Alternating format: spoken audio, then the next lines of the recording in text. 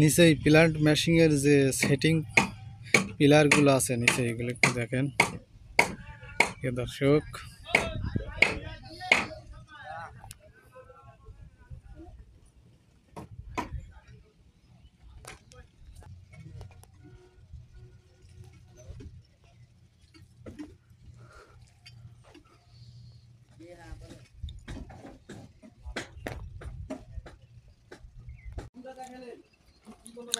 Raghunathpur base camp, Kaliganj, Jhenaidah সদর।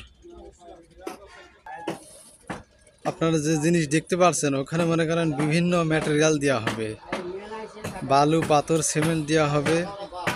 ওর ভিতরে আইসা এখান থেকে মালগুলো এসে যে এখানে দেখছেন এইটা হলো মিক্সার মেশিন, এখানে মিক্সড হবে। বিভিন্ন মালামাল মিক্সড হবে, মিক্সড হয়ে নিচে দিয়া পড়া যাবে।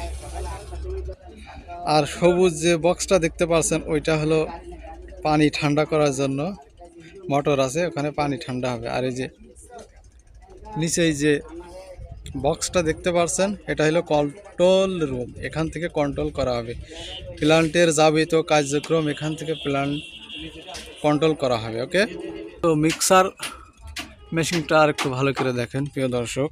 মোটর দেখেন সেই রকম মোটর। প্ল্যান্ট মেশিনটা কীভাবে সেটিং করা হয়েছে সেইটাও একটু দেখে নিন ভালো করে।